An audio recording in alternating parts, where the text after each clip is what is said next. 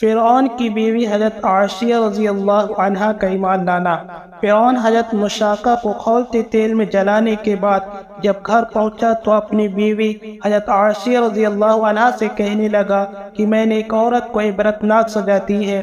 اس کی بیوی نے کہا تیرا ناس ہو، تو نے ایک معصوم بچی کی جان بھی لی اور بے گناہ عورت کا قتل بھی ناحق کیا۔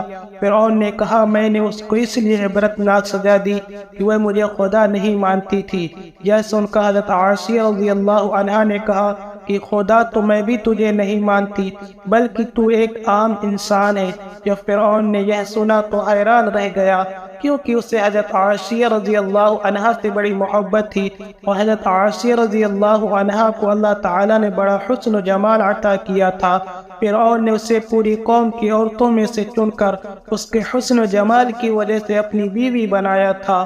اس وجہ سے وہ حضرت عائشہ سے بڑی محبت کرتا تھا۔ لہٰذا فرعون کہنے لگا کہ تم کیسی باتیں کر رہی ہو؟ وہ کہنے لگی میں کہہ رہی ہوں کہ تو جھوٹا ہے، اصلی خدا تو وہی ہے جس کا پیغام لے کر حضرت موسیٰ علیہ السلام تشریف لائے ہیں۔ فرعون نے یہ بات سنی تو اسے بہت غصہ آیا اور کہنے لگا کہ تو اپنی اس بات سے باز آ جا اور مجھے اپنا خدا مان لے، ورنہ میں تمہارا بھی وہی حشر کرواؤں گا جو میں نے مشاقہ کا کروایا ہے۔ حضرت عائشہ رضی اللہ عنہ کہنے لگی کہ تو جو چاہتا ہے کر لے، میرے ساتھ میرا رب ہے۔ اب میں نے فیصلہ کر لیا ہے کہ میں اپنے رب کو نہیں چھوڑ سکتی، ہاں تیری ہر چیز کو لات مار سکتی ہوں۔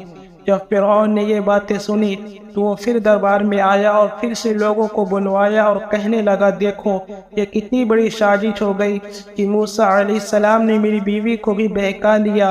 آج اس عورت کو یا تو مار ڈالوں گا یا پھر وہ اپنی بات سے ہٹ جائے گی۔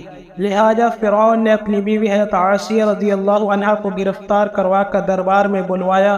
وہ تو محل کی رانی تھی اور اس کے اشاروں پر نوکر چاکر بھاگ بھاگ کر کام کرتے تھے۔ لوگ احترام کی وجہ سے حضرت عائشہ کی طرف آگ اٹھا کر بھی نہیں دیکھتے تھے۔ آج وہی رانی فرعون کے دربار میں ملزم بن کر کھڑی ہے۔ فرعون نے حضرت عائشہ سے کہا کہ تو اتنے بڑے محل میں رہتی ہے، اتنی نعمتوں میں پلی ہے، میں نے تجھے اپنی محبوبہ بنایا ہوا ہوں، تجھے اب محل کی ناز و نعمت والی زندگی سے محروم ہونا پڑے گا، بہتر ہے تو اب بھی باز آ جاؤ، مجھے خدا مان لے۔ وہ کہنے لگی فرعون اب میں نے اس ایمان قبول کر لیا ہے، لہٰذا میں اپنی بات سے پیچھے نہیں ہٹ سکتی۔ اس لیے فرعون نے فیصلہ کر لیا کہ میں اسے بھی سزا دوں گا۔ لہٰذا فرعون نے فیصلہ کیا کہ سب سے پہلے سزا کے طور پر اسے رسوا کرو۔ اس نے کہا کہ سب سے پہلے اس عورت کے سارے کپڑے اتار کر لوگوں کے سامنے کھڑا کر دو۔ اب بتائیے کسی مرد کو لوگوں کے بیچ بے لباس کر دیا جائے تو کیا حال ہوگا؟ ایسی حالت میں مرد بھی چاہے گا کہ زمین پھٹ جائے اور میں اندر سما جاؤں۔ حضرت عائشہ تو آخر عورت تھی اور عورت کے اندر تو اللہ نے شرم حیا رکھی ہوئی ہے۔ فرعون نے اس کے جسم سے لباس اتروا دیا۔ اب سوچئے کہ وہ اب کتنی عجیب حالت کی شکار ہوں گی، ایک طرف ایمان ہے دوسری طرف امتحان۔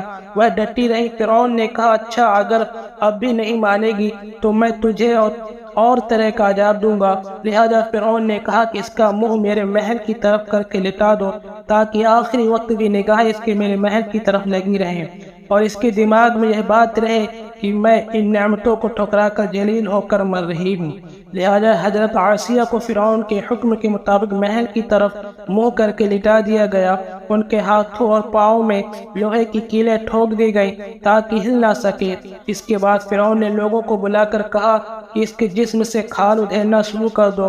اب بتائیے کہ وہ زندہ عورت ہے اور اس کے جسم سے کھال اتاری جا رہی ہے، نازک بدن ہے مگر اس کو برداشت کر رہی ہے، اسے اللہ کے نام پر تکلیف دی جا رہی ہے۔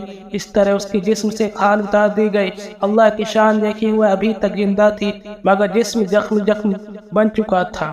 فرعون کا دل اب تک ٹھنڈا نہیں ہوا تھا، لہٰذا وہ کہنے لگا کہ پسا مرچا لاؤ اور اس کے پورے جسم پر چھڑک دو۔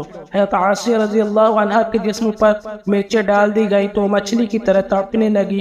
اس وقت حضرت عائشہ نے اللہ سے دعا مانگی کہ اے اللہ فرعون کا محل سامنے ہے، وہ کہتا ہے کہ ہم نے تمہیں اس محل سے نکال دیا ہے، آج کے بعد تم اس محل میں نہیں جا سکو گی، اس لیے اے میرے پروردگار مجھے اس محل کے بدلے میں جنت میں آپ کے پاس ایک گھر چاہیے، اور اے اللہ میں ایک عورت ہوں، میرے اندر اتنی طاقت نہیں ہے کہ میں فرعون کی اس ظلم و ستم کو برداشت کر سکوں، اس لیے آپ مجھے فرعون اور اس کے عمل سے نجات عطا فرما دیجیے۔